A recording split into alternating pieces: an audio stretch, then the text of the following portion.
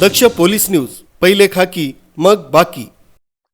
नाशिक शहर पोलिसांमध्ये 9 गंभीर गुन्हे दाखल झालेले आहेत.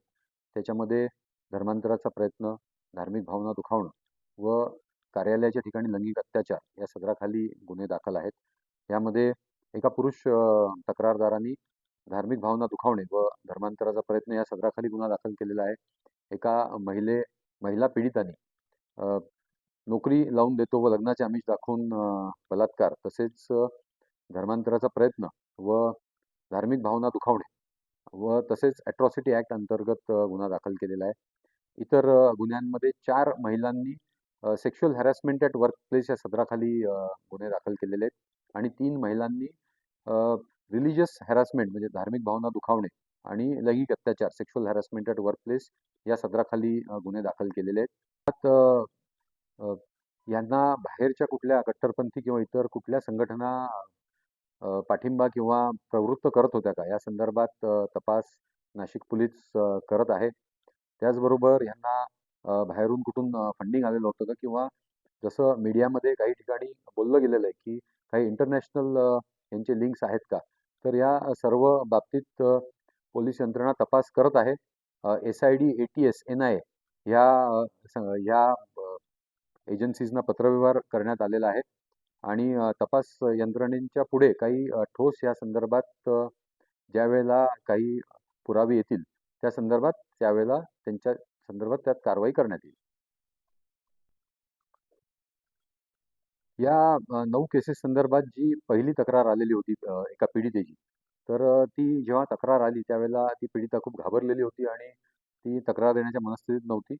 तर पोलिसांनी तिचं कॉन्फिडन्स तिला काउन्सिलिंग केलेलं आहे आणि तिला धीर दिलेला आहे. त्यानंतर तिने तक्रार दाखल केली. त्यानंतर तिने आणि काही तिच्या ऑफिसमधल्या काही जणांनी सांगितलं की अशा आणखीन पण काही तक्रारदार आपल्याला मिळू शकतात. विशेष करून बऱ्याच महिलांना त्रास झालेला आहे या संदर्भात. तर त्यावेळेला आमचे नाशिक पोलीसचे जे महिला अधिकारी अंमलदार जे आहेत त्या प्लेन क्लोथ्समध्ये त्या कार्यालयामध्ये गेलेल्या होत्या आणि त्यांनी सर्व त्या ठिकाणच्या महिलांना भेटून त्यांना धीर देणं, काउन्सिलिंग करणं आणि त्यांची काही तक्रार असेल तर पोलीस कारवाई करतील, आपण काळजी करू नका, अशा प्रकारचं त्यांना धीर देऊन त्यांचं मनोबल वाढवलेलं होतं आणि त्यानंतर या तक्रारी दाखल झालेल्या आहेत. या पहिल्या तक्रारीमध्ये जे पीडित आहे तिला जो आरोपी आहे तो एका रिसॉर्टला घेऊन गेल्याचं तिने सांगितलेलं होतं. तर त्याचे पुरावे जप्त करण्यात आलेले आहेत. त्या रिसॉर्टचं एंट्री रजिस्टर किंवा त्यांनी दिलेले डॉक्युमेंट्स त्याचबरोबर जे त्यांनी ऑनलाईन पेमेंट्स केलेले आहेत तर त्या संदर्भात पुरावा जप्त करण्यात आलेला आहे आणि इन्व्हेस्टिगेटिव्ह एजन्सी पुढचं तपास करत आहे. केसेसमध्ये 9 आरोपी आहेत. 9 आरोपीमध्ये 2 महिला आरोपी आणि 7 पुरुष आरोपी आहेत आणि ह्या जे 7 पुरुष आरोपी आहेत ते सर्वच केसमध्ये एकमेकाबरोबर सह आरोपी आहेत. त्यामुळे यांचं एक ऑर्गनाइज्ड ग्रुप झाल्याचं या कार्यालयामध्ये आपल्याला दिसून येतं. त्याचबरोबर ज्या 2 महिला आरोपी आहेत, एक आरोपी जी आहे तिचं नाव निदा आहे, निदा खान आहे आणि ती एका गुन्ह्यामध्ये आरोपी आहे. तिच्यावर चार्ज जो आहे हा धार्मिक भावना दुखावल्याचा चार्ज तिच्यावर आहे.